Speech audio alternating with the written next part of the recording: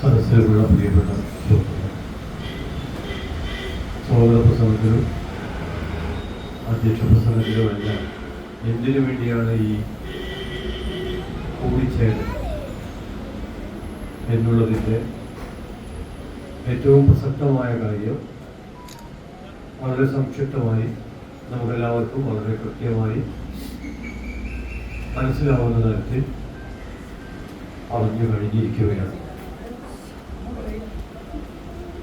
സത്യത്തിൽ അത്രയും മതി.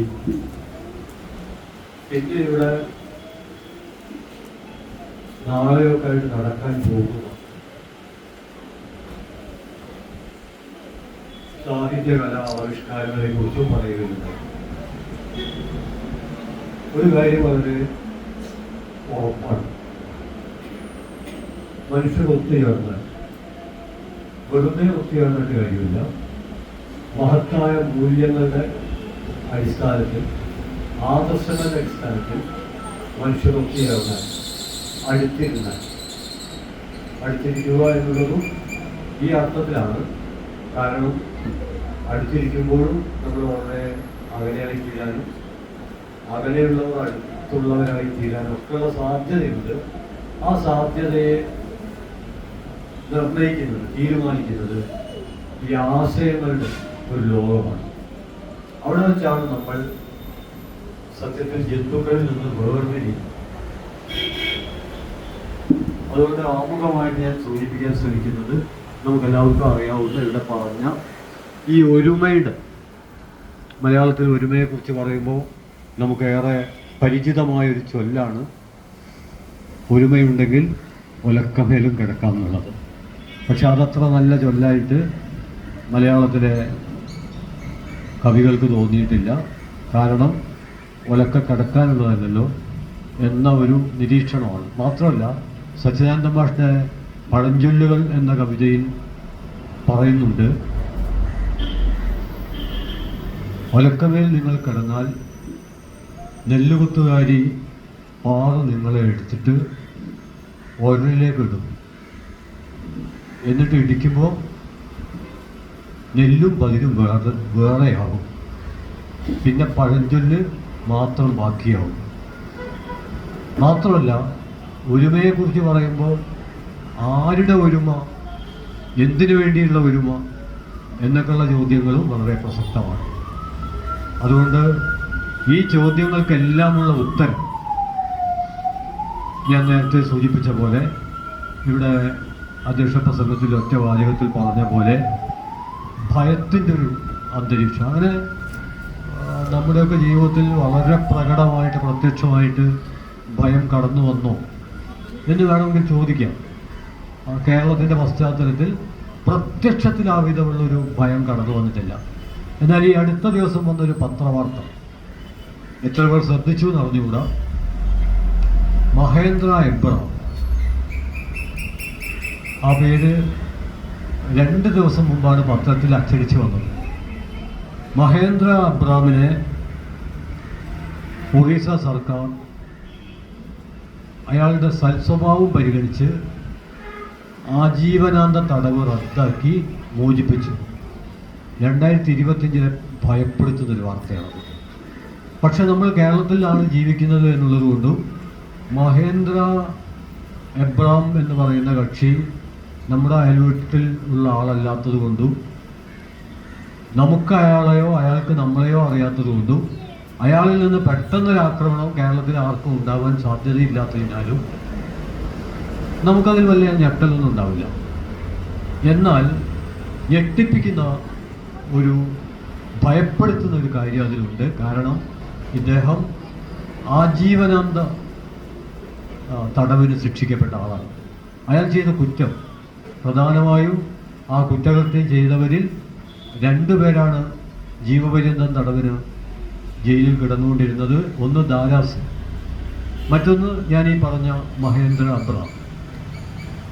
അവർ ചെയ്ത കുറ്റകൃത്യം എന്താണ് എന്നുകൂടി നമ്മൾ മനസ്സിലാക്കണം. ഒറീസയിലാണ്.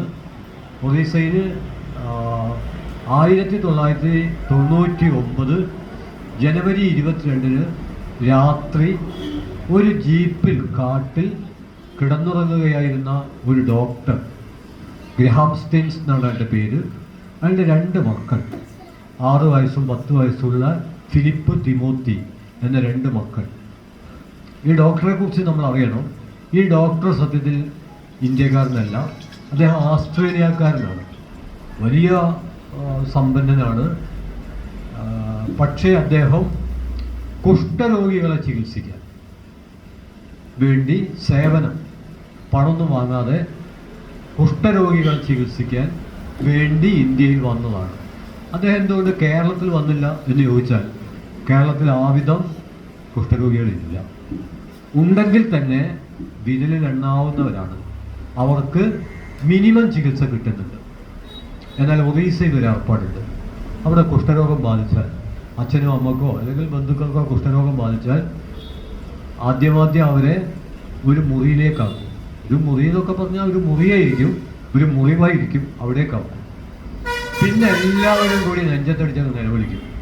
ഇവർ മരിച്ചിട്ടൊന്നല്ല, മരിച്ചതായി ഇവരെ കണക്കാക്കിയത്. എന്നിട്ട് ഒരു കൊട്ടയിലെടുത്തിട്ട്, കന്തമാലിലൊക്കെ നേരിട്ട് മനസ്സിലാക്കാൻ കഴിഞ്ഞ കാര്യം, ഞങ്ങളവിടെ പോയിരുന്നു, കാട്ടിലേക്ക് തള്ളുക. അപ്പോൾ നമ്മൾ വിചാരിക്കും വൃദ്ധസദനത്തിലേക്കൊക്കെ അയക്കുന്നു. അല്ല, ഇവർ സങ്കടപ്പെട്ടിട്ട് തന്നെയാണ് ചെയ്യുന്നത്. ഒരു നിർവാഹമില്ല. കുഷ്ഠരോഗം ബാധിച്ച് ഇനി രക്ഷപ്പെടില്ല എന്ന് വന്ന തങ്ങളുടെ പ്രിയപ്പെട്ടവർക്കും മനസ്സിലാവും ഞങ്ങളെ കാട്ടിലെ ജന്തുക്കൾക്ക് തീറ്റയായിട്ട് കൊടുക്കാൻ പോകുന്ന അവർക്കും മനസ്സിലാവും, കൊണ്ടുപോകുന്ന മക്കൾക്കും മനസ്സിലാവും. 2 പേർക്കും സങ്കടം ഉണ്ടാവും. പക്ഷെ വേറെ വഴിയൊന്നുമില്ല. അങ്ങനെ കാട്ടിൽ കൊണ്ടിടുമ്പോൾ ഈ കന്തമാലിലെ മിഷനറിമാർ, ക്രിസ്ത്യൻ മതപ്രചാരകർ, അവർ കാട്ടിൽ, ഒറീസയിൽ ഇങ്ങനെ ഒരു ഏർപ്പാടുണ്ട്, ഏറ്റവും കൂടുതൽ കുഷ്ഠരോഗികളുടെ സ്ഥലമെന്ന അർത്ഥത്തിൽ അവരെ കാട്ടിൽ നിന്ന് എടുത്തിട്ട് അവർക്ക് ചികിത്സയൊക്കെ നൽകും. അങ്ങനെ കുഷ്ഠരോഗികളെ ചികിത്സിക്കാൻ വേണ്ടി ഒറീസയിൽ വന്ന് ഒരു 30 കൊല്ലത്തിലേറെ അവിടെ താമസിച്ച് വരുന്ന ഒരാളാണ്. നമ്മൾ ഇപ്പോൾ നേരത്തെ ഹർമനസയുടെ സിദ്ധാർത്ഥയെക്കുറിച്ച് സഹോദരി പറഞ്ഞു. അത് വലിയ തത്വമാണ്. കാരണം കൊട്ടാരം ഉപേക്ഷിച്ചിട്ടാണ് സിദ്ധാർത്ഥൻ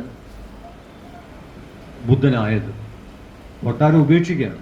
അങ്ങനെ കൊട്ടാരം ഉപേക്ഷിച്ച, ആസ്ട്രേലിയയിലെ കൊട്ടാരം ഉപേക്ഷിച്ച് ഇന്ത്യയിലെ കുഷ്ഠരോഗികൾക്കിടയിലേക്ക് ചികിത്സക്ക് വേണ്ടി ജീവിതം സമർപ്പിച്ച അദ്ദേഹം മാത്രമല്ല, അദ്ദേഹത്തിൻ്റെ പങ്കാളി ഗ്ലാഡിസ് ഡേ, 2 മക്കൾ, ഇവരൊന്നിച്ച് തന്നെയാണ് പോകുന്നത്. അന്ന് അദ്ദേഹത്തിൻ്റെ പങ്കാളി എങ്ങനെ ഒഴിവായിപ്പോയി എന്നറിയില്ല. ഒഴിവായിപ്പോയത് നന്നായി. അതുകൊണ്ട് അവരെങ്കിലും ബാക്കിയായി കാര്യങ്ങളൊക്കെ മനസ്സിലാക്കിയിട്ട് ലോകത്തോട് വിളിച്ചു പറയാൻ. അങ്ങനെ ക്ഷീണിച്ചിട്ട് ഇവർ പൊളിഞ്ഞ ജീപ്പിൽ അവിടെ തന്നെ കിടന്നുറങ്ങുകയാണ്. ലോഡ്ജൊന്നും എടുക്കുന്ന പതിവൊന്നുമില്ല, അതിൽ തന്നെ കിടന്നുറങ്ങുകയാണ്. അങ്ങനെ കിടന്നുറങ്ങുമ്പോഴാണ് ജയ് ശ്രീറാം എന്ന് അലറി വിളിച്ചുകൊണ്ട്, നമ്മുടെ നാട്ടിലെ ആളുകൾ ഭക്തിപൂർവ്വം വിളിക്കുന്ന രാമരാമ എന്നുള്ള രാമജപല്ല, ഇതൊരു കൊലവിളിയായിട്ട് ബജ്രംഗദൾ എന്ന് പറയുന്ന ഒരു സംഘടന, നേരത്തെ വിഷയം പറഞ്ഞല്ലോ, നമ്മളെ ഭയപ്പെടുത്തുന്ന, അതിൻ്റെ ഭാഗമായിട്ടുള്ള ആളുകൾ വന്നിട്ട് പെട്രോൾ ഒഴിച്ചിട്ട് ഈ ജീപ്പിന് തീയിടുകയുണ്ടായി. ആ തീയിട്ടപ്പോൾ ഒരു പെട്ടെന്ന് ഞെട്ടി ഉണർന്നിട്ട് പുറത്തു കിടക്കാൻ ശ്രമിച്ചപ്പോൾ ഇവരെല്ലാം കൂടി ഗ്രഹാം സ്റ്റെയിൻസിനെയും ഈ 2 കുട്ടികൾ, ഒരാൾക്ക് 6 വയസ്സാണ് ഫിലിപ്പ്, വേറൊരാൾക്ക് 10 വയസ്സാണ് തിമോത്തി, 2 പേരെ ഉന്തിയിട്ട് അതിൽ കയറ്റിയിട്ട് അവർ തിരിച്ചറിയാനാവാത്ത വിധം വെണ്ണീറായിപ്പോയി, ചാരമായിപ്പോയി. ഇതാണ് 999 ജനുവരി 22 രാത്രി നടന്ന ഉറങ്ങിക്കിടക്കുന്ന മനുഷ്യർ. ഈ ഉറങ്ങിക്കിടക്കുന്ന മനുഷ്യരൊന്നും സാധാരണഗതിയിൽ ആക്രമിക്കാൻ കഴിയില്ല. ഒരാളെ ആക്രമിക്കണമെങ്കിൽ എന്തെങ്കിലും ഒരു ഉന്തും തള്ളോ ഒച്ചടലോ എന്തെങ്കിലുമൊക്കെ വേണമല്ലോ. ലോകത്തുള്ള സകലമാന ദുഷ്ടന്മാരും നല്ല മനുഷ്യന്മാരും ഏറ്റവും പാവങ്ങളായിരിക്കുന്ന സമയം അവർ ഉറങ്ങുന്ന സമയമാണ്. ഉറങ്ങുമ്പോൾ ആൾക്കാരൊക്കെ എന്തൊരു പാവമാണ്. ഉറങ്ങിയ ഒരു ഹിറ്റ്ലറുടെ പടം കാണണമെന്ന് ഞാൻ ആഗ്രഹിച്ചിട്ടുണ്ട്. വളരെ പാവമായിരിക്കും. ഉറങ്ങുമ്പോൾ എല്ലാവരും പാവമാണ്, ഒരു പ്രശ്നവുമില്ല. ഉണർന്നു കഴിഞ്ഞാൽ അപ്പം തന്നെ തേറ്റയും ദംഷ്ട്രയും, നെറ്റിയിൽ നിന്ന് കൊമ്പും, വായിൽ നിന്ന് തെറിയും, കാലിൽ നിന്ന് കുളമ്പും ഒക്കെ കടന്നു വരും. എന്ന് വിചാരിച്ച് നമുക്ക് മുഴുവൻ സമയവും പാവമായിരിക്കാൻ വേണ്ടി ഉറങ്ങാനും പറ്റില്ല, ഉണരണമല്ലോ. അപ്പോൾ അതുകൊണ്ട് ഈ ഉറങ്ങുന്ന മനുഷ്യർ, അതിൽ ഈ കുട്ടികൾ രണ്ടുപേർ ആകെ കൂടെ ചെയ്തത് ഇദ്ദേഹത്തിൻ്റെ പേരിൽ വേണമെങ്കിൽ പറയാവുന്ന, ഇവർ പറഞ്ഞ് പരത്തിയ ഒരു അപവാദം എന്ന് പറഞ്ഞാൽ ഇവർ ഈ കുഷ്ഠരോഗത്തിൻ്റെ മറവിൽ മതപരിവർത്തനം നടത്തുന്നുണ്ട്. അതായത് കുഷ്ഠരോഗം വന്ന ആളുകളെ ചികിത്സിച്ച് ഭേദപ്പെടുത്തിയിട്ട് ഇവരെ ക്രിസ്ത്യാനികളാക്കുന്ന ഒരു പരിപാടിയാണ് എന്ന് പറഞ്ഞിട്ടാണ് പ്രചാരണം നടത്തിയിട്ടാണ്. അതിനൊന്നും താല്പര്യമുള്ള ആളെ അല്ല ഗ്രഹാം സ്റ്റെയിൻസ്. മാത്രമല്ല ഞങ്ങൾ ഈ പൂക്കാസ എന്ന് പറഞ്ഞാൽ ഇവിടെ മനസ്സിലാവുമെന്ന് വിചാരിക്കുന്നു, പുരോഗമന കലാ സാഹിത്യ സംഘം, അതിൻ്റെ കക്ഷികളാണ് ഞങ്ങളൊക്കെ. അപ്പം ഞങ്ങൾ 2008 ഒറീസ വംശഹത്യയുടെ കാലത്ത് ഞങ്ങളവിടെ കന്തമാൽ എന്ന് പറഞ്ഞ വലിയൊരു കാട്ടും പ്രദേശമാണ്. അവിടെ ഞങ്ങൾ ചെന്നിട്ട് അവിടുത്തെ ആളുകളോടൊക്കെ സംസാരിച്ച് മനസ്സിലാക്കിയ ഒരുപാട് കാര്യങ്ങളുണ്ട്. അതൊന്നും ഞാനിവിടെ പറയാൻ വേണ്ടിയില്ല ഞാൻ പറയുന്നത്. അങ്ങനെ ഈ ഗ്രഹാം സ്റ്റെയിൻസിനെയും 2 മക്കളെയും കൊന്നപ്പോൾ ലോകം മുഴുവൻ അതിൽ ഇടപെട്ടു. ഒറീസയിലെ സർക്കാരിന് നടപടി എടുക്കേണ്ടി വന്നു. അങ്ങനെ അതിന് നേതൃത്വം നൽകിയ 2 പേർ, അതിലൊരാളാണ് ദാരാസിംഗ്, ക്രിമിനലാണ്, ഭീകരനാണ്. രണ്ടാമത്തെ ആളാണ് ഞാൻ നേരത്തെ പറഞ്ഞ മഹേന്ദ്ര എന്ന് പറയുന്ന കക്ഷി. ആ കക്ഷിയാണ് അയാൾ നല്ല സ്വഭാവമുള്ളൊരു മനുഷ്യനാണ് എന്ന് പറഞ്ഞിട്ട് ജീവപര്യന്തം തടവൊക്കെ വെട്ടിച്ചുരുക്കി അയാളെ തുറന്നു വിട്ടത്. സത്യത്തിൽ ഭയപ്പെടുത്തേണ്ടതാണ്. പക്ഷെ നമുക്കങ്ങനെ ഭയമൊന്നുമില്ല. കാരണം അയാൾ നമ്മളൊന്നും ചെയ്യുന്നില്ലല്ലോ. അയാൾ കേരളത്തിലല്ലല്ലോ, അയാൾ അങ്ങ് ഒറീസയിലാണല്ലോ. അയാൾ നമ്മളെ ഒന്നും ചെയ്യുന്നില്ലല്ലോ. പിന്നെ നമ്മളെന്തിനു ഭയപ്പെടണം? ഈ രീതിയിലാണ് നമ്മൾ കാര്യങ്ങളെ കാണുന്നത്. അങ്ങനെ കണ്ടാൽ പോരാ, അത് തിരിച്ചറിയുന്നിടത്താണ് ഇതുപോലുള്ള കൂടിച്ചേരലിൻ്റെ പ്രാധാന്യവും പ്രസക്തിയും. അതായത് നമ്മൾ ജീവിക്കുന്ന, അപ്പോൾ നമ്മൾ സാധാരണ പറയാറുണ്ടല്ലോ, നമ്മളെല്ലാവരും ശ്വസിക്കുന്നത് നമ്മുടെ മൂക്ക് കൊണ്ടാണ്. നമ്മളെ മൂക്ക് വൃത്തിയാക്കിയാൽ അത് വേണ്ടതാണ്. പക്ഷേ ശ്വസിക്കുന്ന വായു മുഴുവനും കേടായാലോ? നമ്മൾ മൂക്ക് വൃത്തിയാക്കിയതുകൊണ്ട് മാത്രം നമ്മൾ രക്ഷപ്പെടില്ല. വായു മലിനമാവുന്നത് എന്തുകൊണ്ടാണ്? അത് എവിടെയെങ്കിലും മലിനമായാൽ മതി. അതിവിടെ തൃക്കോടി തന്നെ മലിനമാവണമെന്നൊന്നുമില്ല. അത് പയ്യോളിയോ അല്ലെങ്കിൽ കൊയിലാണ്ടിയോ ഒക്കെ മലിനമായാൽ അതിങ്ങനെ വ്യാപിക്കും. അതുപോലെ മനുഷ്യരെ, സാമൂഹ്യ പ്രവർത്തനം നടത്തുന്ന മനുഷ്യരെ ഒക്കെ ഭീകരർ കൊല്ലുമ്പോൾ ആ കൊലയും നമ്മൾ അറിഞ്ഞാലും ഇല്ലെങ്കിലും, ഇതൊന്നും പത്രത്തിൽ ഇപ്പോൾ ചിലർ ശ്രദ്ധിച്ചിട്ടുണ്ടാവില്ല. മഹേന്ദ്ര അബ്രഹാമിൻ്റെ മോചനമൊന്നും പലപ്പോഴും ആരും ശ്രദ്ധിച്ചിട്ടുണ്ടാവില്ല. പക്ഷേ നമ്മൾ ശ്രദ്ധിച്ചാലും ഇല്ലെങ്കിലും ഇന്ത്യയിൽ ഇപ്പോൾ പല സ്ഥലത്തായി നടന്നുകൊണ്ടിരിക്കുന്നത് കൊലയാളികളും ഭീകരരും തടവറയിൽ നിന്ന് തുറന്നു വിടപ്പെടുകയും നിരപരാധികളും നിസ്സഹായരുമായ മനുഷ്യർ തടവിലിടപ്പെടുകയും, രണ്ടും ഒരേ സമയത്താണ് സംഭവിക്കുന്നത്. അപ്പോൾ ഇത്തരം ഒരു പശ്ചാത്തലത്തിൽ നമ്മൾ ഒന്നിച്ചിരിക്കുമ്പോൾ ആ ഒരുമിച്ചിരിക്കുന്നതിന് ഒരു അടിസ്ഥാനം ഉണ്ടാവണം. ആ അടിസ്ഥാനമാണ് ഇവിടെ പറഞ്ഞത്. അപരവിദ്വേഷത്തിന് എതിരെ ശ്രീനാരായണ ഗുരു മാത്രമല്ല, എല്ലാ ചിന്തകന്മാരും പരിഷ്കർത്താക്കളും പ്രവാചകന്മാരും വിപ്ലവകാരികളും ഒക്കെ ആവർത്തിച്ച് പറഞ്ഞ ഒരു തത്വമാണ്. ഞാൻ പെട്ടെന്ന് ശ്രീനാരായണ ഗുരുവിനെ പറ്റി പറയുന്നത്, അദ്ദേഹം ആത്മോപദേശ ശതകത്തിൽ പറയുന്നുണ്ട്, അപരനു വേണ്ടി അഹർനിശം പ്രയത്നം. അഹർനിശം എന്ന് പറഞ്ഞാൽ രാവും പകലും. അപരനു വേണ്ടി അഹർനിശം പ്രയത്നം കൃപണത വിട്ട് കൃപാലു ചെയ്തിടുന്നു. മനുഷ്യരെ രണ്ടാക്കി തിരിക്കുക. നേരത്തെ ഞാൻ പറഞ്ഞ മഹേന്ദ്ര അബ്രഹാം കൃപാലു അല്ല, കൃപണനാണ്. കൃപാലു എന്ന് പറഞ്ഞാൽ മനുഷ്യരോടൊക്കെ സ്നേഹവും ബഹുമാനവും സൗഹൃദവും ഒക്കെ വെച്ചു പുലർത്തുന്നവരാണ് കൃപാലു.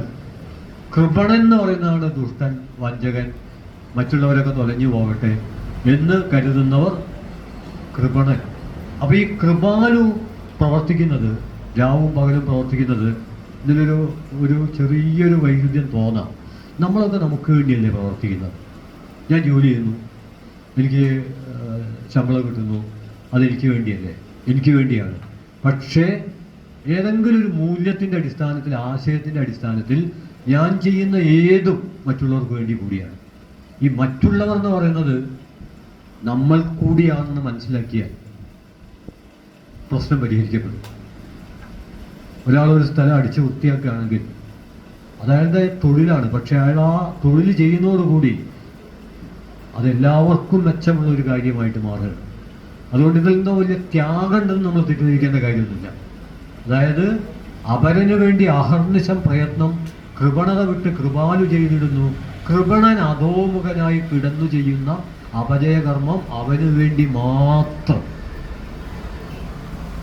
അങ്ങനെ ചെയ്യുന്ന ഒരു കർമ്മം ഞാൻ പറയാം. അപ്പം നമ്മൾ നടന്നു പോകുന്ന വഴിയിൽ ഒരു മുള്ള് കണ്ടാൽ ആ മുള്ള് എടുത്തിട്ട് നമ്മളെ കാലിൽ കൊള്ളുമായിരുന്നു, നമ്മൾ എന്ത് ചെയ്യുക, കുറച്ചും കൂടി അധികം ആൾ നടക്കുന്ന ഒരു സ്ഥലത്തേക്ക് മാറ്റി വെക്കുക. എന്നിട്ട് നമ്മൾ മാറി നിൽക്കുക. മാറി നിന്നിട്ട് പറ്റെങ്കിലും ഇതുപോലെ ഒരു കസേര കൊഴിഞ്ഞിട്ടുണ്ടെങ്കിൽ ആ കസേരയിൽ ഇരുന്നിട്ട് ഇങ്ങനെ നോക്കുക. അപ്പോൾ അതുവഴി നടന്നു പോകുന്ന ആളുടെ കാലിൽ ഇത് കുത്തും. അപ്പോൾ ഒരു നെല്ലും. അപ്പോൾ നമുക്ക് ചിരിക്കാം, നമുക്ക് ചിരിക്കാം. ആ ബോറൻ കക്ഷിയെയാണ് നമ്മൾ കൃപണൻ എന്ന് വിളിക്കുന്നത്. നേരെ മറിച്ച് നമ്മൾ നടന്നു പോകുന്ന വഴിയിലൊരു മുള്ള് നമ്മളെ കാലിൽ ഇത്തിരി കൊണ്ടു, ഒരു തുള്ളി ചോരയൊക്കെ വന്നു, അത് നമ്മൾ തുടച്ചു, ഈ മുള്ളെടുത്തു. ഈ മുള്ള് ഇനി ഒരാളുടെ കാലിൽ കുത്തരുത് എന്ന് വിചാരിച്ചിട്ട് വളരെ ദൂരെ എവിടെയെങ്കിലും കൊണ്ടുപോയിട്ട് ആ മുള്ള് കളയുകയോ, അല്ലെങ്കിൽ മുള്ളിടാൻ മാലിന്യങ്ങളൊക്കെ ഇടാൻ സർക്കാരൊക്കെ ഒരുക്കിയിട്ടുള്ള, ഇവിടെ വിശദൊക്കെ എല്ലാ വാർഡിലും അത് ചെയ്തിട്ടുണ്ടാവും ഞാൻ വിചാരിക്കുന്നു. അവിടെ ആ സാധനങ്ങൾ കൊണ്ടുപോയിട്ട് അപ്പോൾ നമ്മൾ കുറച്ച് നേരം അവിടെ നിൽക്കുക. അപ്പോൾ നമുക്ക് മുള്ളു കൂട്ടി അതേ ഭാഗത്തൂടെ ഒരു 10 ആളവിടെ നടന്നു പോയി, ഓരോ കാലിന് മുള്ളു കൂട്ടിയിട്ടില്ല, ചോര പൊടിഞ്ഞിട്ടില്ല. അപ്പം നമ്മുടെ ഉള്ളിലൊരു സന്തോഷം ഉണ്ടാവും. അത് സൂപ്പർ മാർക്കറ്റിൽ നിന്ന് വാങ്ങാൻ കിട്ടില്ല. അത് നമ്മൾ അനുഭവിക്കുന്നതാണ്. അവരെയാണ് കൃപാലു എന്ന് വിളിക്കുന്നത്.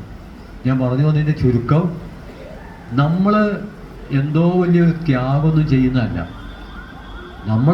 നമ്മൾ ചെയ്യേണ്ട എല്ലാ ജോലികളും ചെയ്യേണ്ട പോലെ ചെയ്യുമ്പോൾ നമ്മൾ അനുഭവിക്കുന്നു.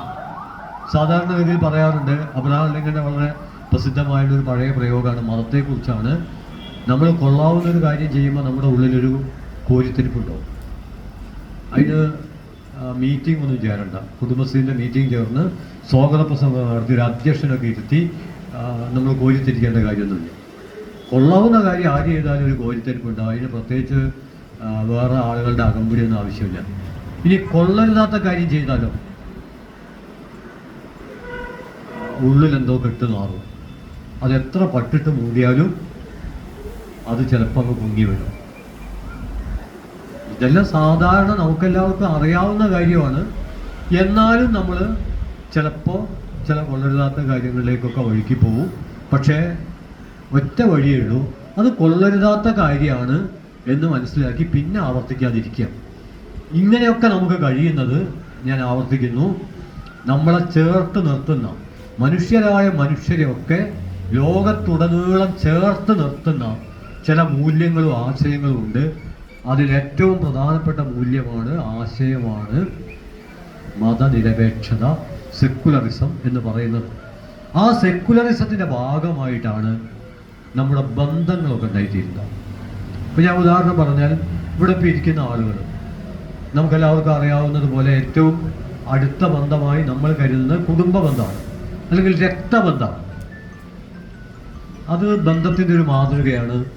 പക്ഷേ ഇവിടെ ഇരിക്കുന്ന ആളുകൾ പരിശോധിച്ചു കഴിഞ്ഞാൽ ആ കുടുംബ ബന്ധത്തിൽപ്പെട്ട ഒരു 10% പേരേ ഉണ്ടാവുള്ളൂ, ചിലപ്പോൾ 5% പേർ.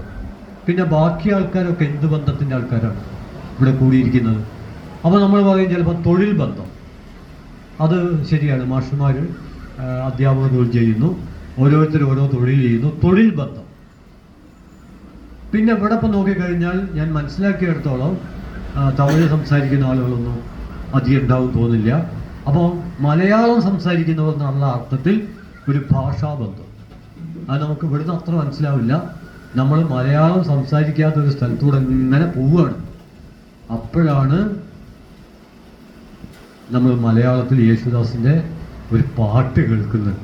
അതുവരെ ചായ് കീ എന്നൊക്കെ പറഞ്ഞാൽ ഇന്ത്യനെ ഏതെങ്കിലും ലോകത്തിലെ ഏതെങ്കിലും ഒരു ഭാഷയെ ആക്ഷേപിക്കില്ല, എനിക്ക് അത്രയൊക്കെ അറിയുള്ളൂ. അതുകൊണ്ടാണ് നമ്മൾ ഏത് ഭാഷയും നമ്മളെപ്പോലുള്ള മനുഷ്യർ സംസാരിക്കുന്നതുകൊണ്ട് മഹത്താണ്. പക്ഷേ നമുക്കത് മനസ്സിലാവില്ല. അങ്ങനെ ഇരിക്കുമ്പോഴാണ് മലയാളത്തിലൊരു വാക്ക് കേൾക്കുമ്പോൾ നമ്മൾ അറിയാതെ അവിടേക്ക് നോക്കിപ്പോവും, അവരുമായിട്ടൊന്ന് നമ്മൾ അടുക്കാനൊന്ന് ശ്രമിക്കും. അപ്പോൾ അവർ പറയും ഞാൻ ഇവിടെ തിരുവനന്തപുരത്താണ്, എത്ര ദൂരെയാണ്. പക്ഷെ ആ തിരുവനന്തപുരത്താണ് എന്ന് പറയുന്ന ആ പറച്ചില്ല മലയാളത്തിൽ പയ്യോളിയിലെ നമ്മളെ ചേർത്ത് പിടിക്കുന്ന എന്തോ ഒന്നുണ്ട്. അതിപ്പോൾ ഇവിടുന്ന് തിരുവനന്തപുരത്ത് പോയിട്ട് കാര്യമില്ല. തിരുവനന്തപുരത്തുള്ള ആളും പയ്യോളിയുള്ള ആളും ദുബായിൽ വെച്ച് കണ്ടുമുട്ടണം. ദുബായിൽ നമുക്ക് ആരും പരിചയമില്ല, അവിടുത്തെ ഭാഷ അറബിയൊന്നും നമുക്ക് മനസ്സിലാവില്ല. അങ്ങനെ നമ്മൾ അന്തം വിട്ട് അന്താളിച്ച് കുറച്ചുകൂടി ആലങ്കാരികമായി പറഞ്ഞ അസ്തപ്രജ്ഞരായിട്ട് ഇങ്ങനെ കുന്തം പോലെ നിൽക്കുമ്പോഴാണ് ഒരാൾ എന്തൊക്കെ ഉണ്ട് എന്ന് ചോദിച്ചിട്ട് വരുന്നത്. ഒരു ഭാഗ്യക്കുറി അടിച്ച പോലുള്ള അനുഭവം എനിക്കപ്പോണ്ടാവുക. ഞാൻ പറയുന്നത് തൊഴിൽ നമ്മളെ ഒരുമിപ്പിക്കും, ഭാഷ നമ്മളെ ഒരുമിപ്പിക്കും, ഒരു സംശയമില്ല. പിന്നെ ചില ആളുകൾ, അത് തെറ്റാണെന്ന് ഞാൻ പറയുന്നില്ല. അപ്പം കടമ്മനിട്ടയുടെ ക്യാ എന്നുള്ള കവിതയും അത് മറ്റൊരു വംശഹത്യയുടെ കഥയാണ്. അതിൽ ഗുജറാത്തിൽ നിന്ന് കൊച്ചിയിലേക്ക് തുണിക്കച്ചവടത്തിന് വരുന്ന ഒരു ഗുജറാത്തിയുമായി ഞാൻ പരിചയപ്പെട്ടു. അയാൾ ചോദിച്ചു, താങ്കളുടെ ശുഭനാമം എന്താകും? ഞാൻ പറഞ്ഞു രാമകൃഷ്ണൻ. രാമകൃഷ്ണൻ, റാം റാം എന്ന് പറഞ്ഞ് അയാൾ എന്നോട് ചേർന്നിരുന്നു. പേര് കേട്ടാൽ മിക്കവാറും മുമ്പൊക്കെ ആണെങ്കിൽ ഏത് മതത്തിൽപ്പെട്ടാന്ന് മനസ്സിലാവും. അപ്പോൾ ആ മതത്തിൻ്റെ പേരിൽ ഒരു ഒരുമ ഉണ്ടാവാം. അതാണ് ഈ കവിതയെ കണ്ടത്. രാമകൃഷ്ണൻ, രാം രാം, അതുവരെ കുറച്ചിങ്ങനെ വിട്ടിരിക്കുകയാണ്. ഇത് നമ്മളെ കൂട്ടത്തിൽ പെട്ട ആളാണെന്ന് കണ്ടപ്പോൾ റാം റാം ഏറെ അടുത്തിരുന്നു. അതൊരു ഒരുമയുടെ ഭാഗമായിട്ട് മാറും. പക്ഷെ ഇപ്പോൾ ചില പേര് കേട്ടാൽ ഏത് കള്ളി ചേർക്കണമെന്ന് ആൾക്കാർക്ക് മനസ്സിലാവില്ല. ഇപ്പം എൻ്റെ ഒരു സുഹൃത്തിൻ്റെ മകൻ്റെ പേര് ആകാശ് എന്നാണ്. ആകാശ് എന്ന് കേട്ടാൽ ഇപ്പോൾ ഏത് മതത്തിൽ, ഏത് ജാതിയിൽ. അപ്പോഴാണ് വേറൊരു കുട്ടിയുടെ പേര് മഴ. അപ്പോൾ അവർ ഒരു ഗോത്രമായിട്ട് അതൊരു ഒരുമയാണ്. കാരണം അത് മതജാതി പേരുകളല്ല. ഈ മഴയെപ്പറ്റി ഒരു തമാശയുണ്ട്. മഴ എന്ന് പറഞ്ഞപ്പോൾ ഒരാൾ പറഞ്ഞു, എന്നാൽ പിന്നെ അടുത്ത കുട്ടിക്ക് ഇടിയെന്ന് പേരിടാം. പക്ഷെ അവർ മറന്നുപോയത് ആ പേര് ഇപ്പം തന്നെ ഉണ്ട്, മേഘനാഥൻ എന്നൊക്കെ പേരുണ്ട്. മലയാളത്തിൽ പറയുമ്പോഴേ ആൾക്കാർക്ക് പ്രയാസമുള്ളൂ. ശേഖരൻ എന്ന് പറയുമ്പോൾ പ്രശ്നമില്ല, പെറുക്കി എന്ന് പറയുമ്പോൾ പ്രശ്നമാണ്. അത് ഭാഷയിലൊരു സംഖ്യയാണ്. രണ്ടും ഒന്ന് തന്നെ കേട്ടോ. നൊമാഡ്സ്, നമ്മളൊക്കെ മുമ്പ് പെറുക്കികളായിരുന്നു. പെറുക്കികളാവുക എന്നുള്ളത് ആ കാലത്ത് നമ്മൾ അധ്വാനിക്കുന്നവരായിരുന്നു എന്നാണ് അതിൻ്റെ അർത്ഥം. കാരണം ഉൽപാദന പ്രവർത്തനം ഇല്ലാത്ത പഴയ കാലത്ത്, ഒരു 5000 കൊല്ലമൊക്കെ പഴക്കമുള്ള കാലത്ത് കൃഷിയൊന്നുമില്ല.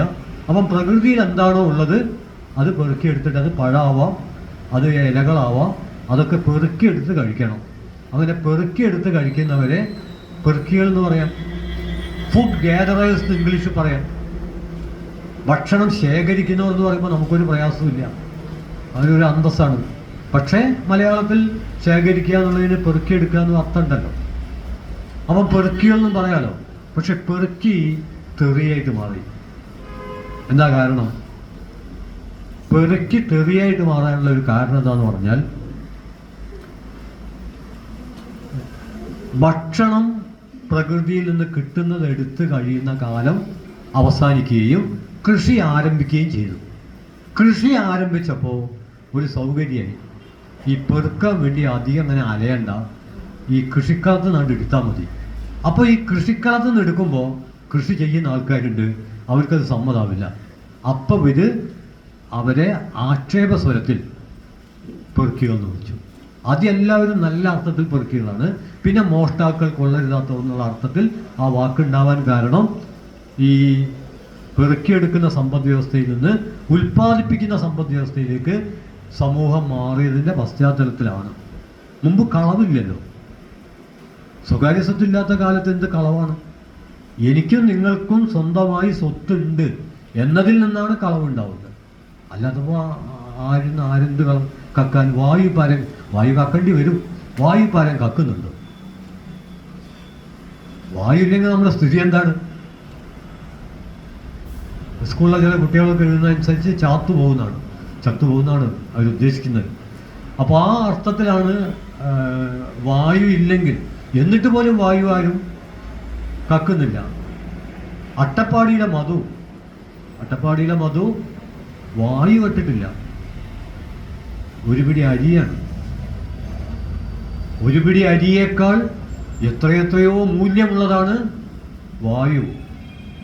പണമുള്ളവനും പണമില്ലാത്തവനും ജീവിച്ചിരിക്കുന്ന സകലർക്കും ആവശ്യമുള്ള ഒന്നാണ് വായു. അത് ഞാൻ പറഞ്ഞു വരുന്നത്, ഭാഷയിലൊരു ഒരുമ ഉണ്ടാക്കിയെടുക്കാം. അതാണ് നമ്മൾ ഐക്യ കേരളം എന്നൊക്കെ പറയുന്നത്. മലയാളം സംസാരിക്കുക. തൊഴിലിൽ ഐക്യം ഉണ്ടാക്കിയെടുക്കാം. മതത്തിൽ ആ പേര് കേട്ടാൽ ആളുകൾക്കൊരു ഐക്യം ഉണ്ടാവും. ജാതി, പണ്ടൊക്കെയാണെന്ന് വെച്ചാൽ കേരളത്തിലെ പ്രധാനപ്പെട്ട ചോദ്യം രണ്ടാൾ നമ്മൾ കാണുമ്പോൾ ജാതിയിൽ ആരാന്നാണ്. എന്തിനാണ് ചോദിക്കുന്നത്? ഇപ്പോൾ ഇവിടെ നമ്മളെല്ലാവരും അടുത്തടുത്തായിരിക്കുന്നത്.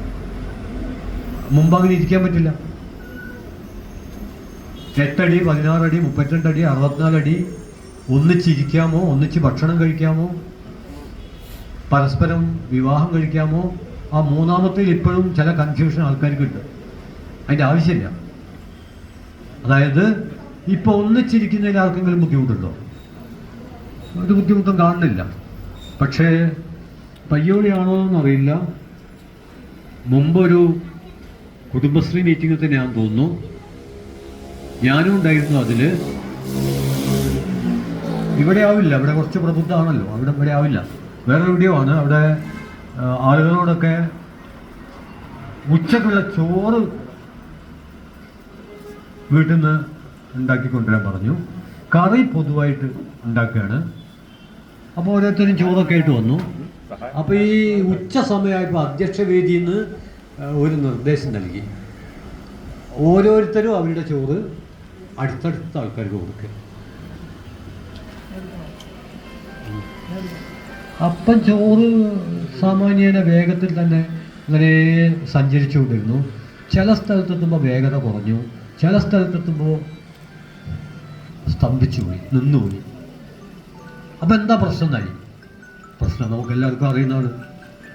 അവരുടെ വീട്ടിലെ ചോറ് മുമ്പൊക്കെ തിന്നാൻ പറ്റുമോ? അതാണ് പ്രശ്നം. നമ്മൾ ഹോട്ടലിൽ നിന്നുമ്പോൾ നമുക്കതേ പ്രശ്നമില്ല. ഞാനീ പറയുന്നത് നമ്മളുടെ ഒരുമയിൽ, ബന്ധത്തിൽ ചില സങ്കീർണതകളുണ്ട്. ഹോട്ടലിൽ നിന്ന് ചോറ് തിന്നുമ്പോൾ നമുക്ക് പ്രശ്നമില്ല. അതേസമയം വീടുകളിൽ നിന്ന് ഉണ്ടാക്കി കൊണ്ടുവന്ന ചോറ് കൈമാറ്റം ചെയ്ത് കഴിക്കേണ്ടി വരുമ്പോൾ എല്ലാവർക്കും ഇല്ല, ചിലർക്ക് ചെറിയൊരു, അതിനെ നമുക്ക് ജാതി രോഗം എന്ന് വിളിക്കാവുന്നതാണ്. ജാതി രോഗം. അതുകൊണ്ട് ജാതിയുടെ പേരിൽ ആൾക്കാർ ഐക്യമുണ്ടാക്കും. ഞാനീ പറഞ്ഞു വരുന്നൊരു ചുരുക്കം, ഇതെല്ലാം നിലവിലുള്ള ബന്ധമാതൃകകളാണ്. പക്ഷേ ഇനി ഞാൻ നിങ്ങളോടൊരു ചോദ്യം ചോദിക്കുകയാണ്. ആ ചോദ്യം രക്തബന്ധം, കുടുംബബന്ധം, തൊഴിൽ ബന്ധം, ഭാഷാബന്ധം, കുത്തുകുത്തു ബന്ധങ്ങൾ. കുത്തുകുത്തു ബന്ധം എന്ന് പറഞ്ഞാൽ ആൾ നമ്മൾ കുത്തിക്കുത്തിയുള്ള ബന്ധമല്ല, മറിച്ച് ഇനി ഇതിലെന്തൊക്കെയോ ചേർക്കാം. അതിലേറ്റവും മുന്നിൽ നിൽക്കുന്ന ബന്ധം ഏതാണ്? അത് കുടുംബബന്ധമല്ല, രക്തബന്ധമല്ല, ഭാഷാബന്ധമല്ല, തൊഴിൽ ബന്ധമല്ല, സൗഹൃദ ബന്ധമാണ്. സൗഹൃദമാണ് എഞ്ചിൻ, ബാക്കിയൊക്കെ ബോഗിയാണ്. അതിൻ്റെ എത്ര ബോഗി വേണമെങ്കിലും കൊളുത്തിടാൻ ശേഷിയുള്ള ചരിത്രത്തിലെ ഏറ്റവും വലിയ എഞ്ചിനാണ് സൗഹൃദം. ഇപ്പം നമുക്ക് ഉദാഹരണമായിട്ട് രക്തബന്ധം എടുക്കാം. രക്തബന്ധം ശരിക്കുള്ള മനുഷ്യബന്ധമാവണമെങ്കിൽ എന്ത് വേണം? അതിൽ സൗഹൃദം വേണം. അല്ലെങ്കിൽ ഏട്ടൻ ഒരു 2 കൊല്ലം മുമ്പ് ജനിച്ചു പോയി എന്ന ഒറ്റ കാരണം കൊണ്ട് കൽപ്പിക്കും, അനിയൻ 2 കൊല്ലം പിറകെ ജനിച്ചത് കൊണ്ട് മാത്രം അനുസരിക്കേണ്ടി വരും. ഏട്ടൻ 1 കൊല്ലം മുമ്പേ കോളേജിൽ ചേർന്നത് കൊണ്ട് അനിയനെ റാഗ് ചെയ്യും. മാനദണ്ഡം മൂത്തത്, സീനിയോറിറ്റി. എന്നാൽ ഏട്ടനും അനിയനും ഇടയിൽ സൗഹൃദം ഉണ്ടെങ്കിലോ, സീനിയർക്കും ജൂനിയർക്കും ഇടയിൽ സൗഹൃദം ഉണ്ടെങ്കിലോ, കൽപ്പിക്കുന്ന ഭർത്താവിനും അനുസരിക്കുന്ന ഭാര്യയ്ക്കും ഇവിടെ സൗഹൃദം ഉണ്ടെങ്കിലോ? അതുകൊണ്ട് ഞാൻ പറയുന്നത്, രക്തബന്ധം ശരിക്കുള്ള മനുഷ്യബന്ധമാവണമെങ്കിൽ, കുടുംബബന്ധം ശരിക്കുള്ള മനുഷ്യബന്ധമാവണമെങ്കിൽ, ഭാഷാബന്ധം ശരിക്കുള്ള മനുഷ്യബന്ധമാവണമെങ്കിൽ, തൊഴിൽ ബന്ധം ശരിക്കുള്ള മനുഷ്യബന്ധമാവണമെങ്കിൽ ഈ ബന്ധങ്ങളിലൊക്കെ എന്ത് വേണം? സൗഹൃദം ഉണ്ടാവണം. അല്ലെങ്കിൽ ആരെങ്കിലും കൽപ്പിക്കും, മറ്റുള്ളവരനുസരിക്കും. നേരെ മറിച്ച് സൗഹൃദമാണെങ്കിലോ, സൗഹൃദമാണെങ്കിൽ കൽപ്പിക്കലുമില്ല, അനുസരിക്കലുമില്ല. അവിടെ ഓരോരുത്തരും തങ്ങളെ ആവിഷ്കരിക്കും. ഈ കൂട്ടായ്മയും ഒരാവിഷ്കാര കൂട്ടായ്മയാണ്. ഇവിടെ കൽപ്പിക്കലുമില്ല, അനുസരിക്കലുമില്ല. ഇവിടെ ഇപ്പോൾ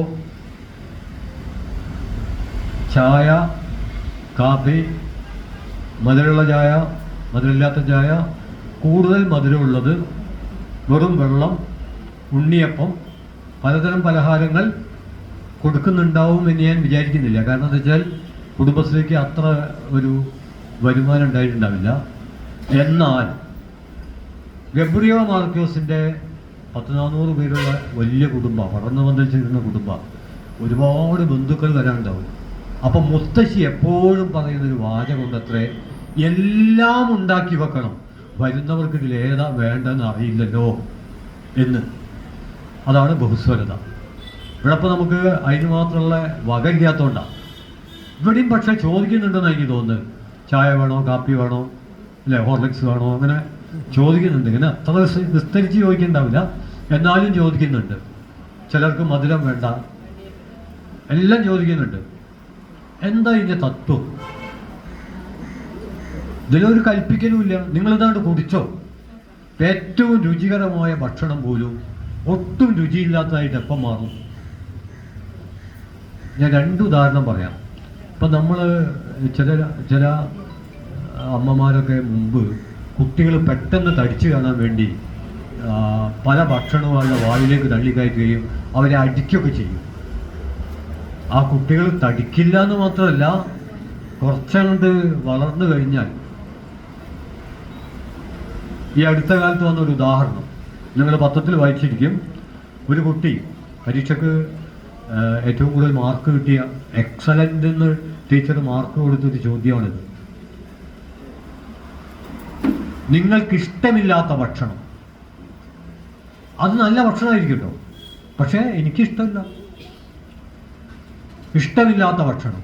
അപ്പോൾ ഒരു കുട്ടി എഴുതിയ പരീക്ഷാ പേപ്പർ എക്സലൻ്റ് ആയി.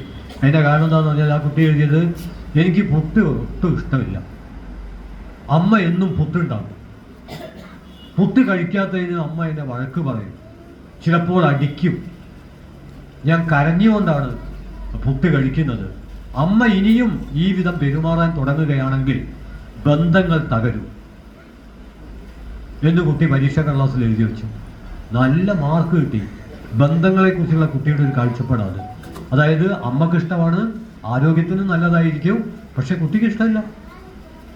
അതുകൊണ്ട് നമുക്കിഷ്ടമില്ലാത്തൊരു ഭക്ഷണം നമ്മളെ അടിച്ച് തീറ്റിപ്പിക്കുമ്പോൾ അതിൽ സ്വാതന്ത്ര്യത്തിൻ്റെ സ്വാദില്ല. സ്വാതന്ത്ര്യത്തിൻ്റെ സ്വാദില്ലാത്ത ഒന്നും നമുക്ക് സഹിക്കാൻ പറ്റില്ല. ഇനി അതൊന്നും വേണ്ട. നമ്മൾ കോഫി ഹൗസിൽ നിന്ന് ഭക്ഷണം കഴിക്കാൻ വിചാരിക്കുക, നല്ല തിരക്കുള്ള കോഫി ഹൗസിൽ നിന്ന്. അപ്പോൾ നമ്മുടെ പോക്കറ്റിൽ പൈസയുണ്ട്, നമ്മൾ പൊരിച്ചതൊക്കെ വാങ്ങിയിട്ടുണ്ട്, പക്ഷേ നല്ല തിരക്കുള്ള സ്ഥലമായതുകൊണ്ട് നമ്മുടെ പിന്നിൽ 2 ആൾ നിൽക്കുന്നുണ്ട്. ആ 2 ആളെ കയ്യിൽ പൈസ ഉണ്ട്, എന്നാലും നമുക്ക് കഴിക്കുമ്പോൾ സമയമെടുത്ത് കഴിക്കാൻ പറ്റില്ല. നമ്മൾ പെട്ടെന്ന് വേഗത്തിൽ കഴിക്കും, നമുക്ക് വേണ്ടത്ര രുചി കിട്ടില്ല. അവരുടെ കയ്യിൽ പൈസ ഉണ്ട്, നമ്മളെ സഹായം നൽകേണ്ട. ഇനി നമ്മൾ അല്പം കൂടി, ഞാൻ നേരത്തെ പറഞ്ഞ ആശയത്തിൻ്റെ അടിസ്ഥാനത്തിൽ നോക്കിക്കഴിഞ്ഞാൽ, നമ്മളെ പിന്നിൽ നോക്കിയിട്ട് ആരെയും കാണുന്നില്ലെങ്കിലും നമ്മുടെ പിന്നിൽ എത്രയോ മനുഷ്യർ കയ്യിൽ പണമില്ലാതെ ഭക്ഷണം കഴിക്കാൻ ഉണ്ട്. അത് കാണാൻ കഴിഞ്ഞാൽ അവിടെയാണ് അപരന് വേണ്ടി അഹർനിശം പ്രയത്നം, അവിടെയാണ് സാമൂഹ്യ പ്രവർത്തനം. അല്ലെങ്കിൽ ഇപ്പോൾ ഈ ഇരിക്കുന്ന പലരും സാമൂഹ്യ പ്രവർത്തനത്തിൽ പങ്കെടുക്കേണ്ട ഒരു കാര്യമില്ലല്ലോ. ഈ സമയത്തെങ്കിലും അത്യാവശ്യം വേണ്ട ഭക്ഷണമൊക്കെ ഉള്ള ആൾക്കാരാണല്ലോ അവിടെ താമസിക്കുന്നത്. കേരളത്തിൽ ഒരു കൊല്ലം കൊണ്ട് അതിദരിദ്രർ എന്ന വിഭാഗം ഇല്ലാതാവും. ഞാനൊരു പ്രവചനം നടത്തുന്ന ആളൊന്നല്ല, പക്ഷേ ഇത് നിങ്ങൾക്ക് എഴുതി വെക്കാം. കേരളത്തിൽ ഒരു കൊല്ലം കഴിഞ്ഞാൽ അതിദരിദ്രർ, ഇപ്പം തന്നെ വളരെ ന്യൂനപക്ഷമാണ്. അതിദരിദ്രർ എന്നുള്ളത് കൊണ്ട് ഉദ്ദേശിക്കുന്നത് ഒരു നേരമെങ്കിലും ഒരു നേരം വയറ് നിറച്ച് ഭക്ഷണം കഴിക്കാനില്ലാത്ത ഒരു മനുഷ്യനും ഈ കേരളത്തിൽ ഉണ്ടാവുകയില്ല, ഉണ്ടാവാൻ പാടില്ല എന്നത് കേരളത്തിലെ ജനാധിപത്യ മതനിരപേക്ഷ ഇടതുപക്ഷ തീരുമാനമാണ്. അത് നടപ്പിലാക്കപ്പെട്ടിരിക്കുന്നത്. എന്നാൽ കേരളത്തിന് വെളിയിൽ അങ്ങനെയല്ല. ദരിദ്രരുണ്ടോ? അതിദരിദ്രരുണ്ടാവില്ല. ഞാൻ പറയുന്നത്, നമ്മൾ ഭക്ഷണം കഴിക്കുമ്പോൾ നമ്മുടെ പിറകിൽ ഭക്ഷണം കഴിക്കാത്ത മനുഷ്യർ നിന്നാൽ നമ്മുടെ കയ്യിൽ പണം ഉണ്ടെങ്കിലും നമുക്കൊരു പ്രയാസം ഉണ്ടാവും. നമുക്കതിൻ്റെ മുഴുവൻ രുചി കിട്ടില്ല.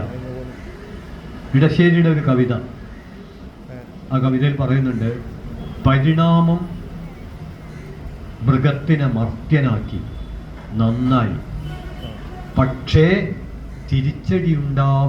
തിരിച്ചടി ഉണ്ടാവില്ലെന്ന് ആർ കണ്ടു.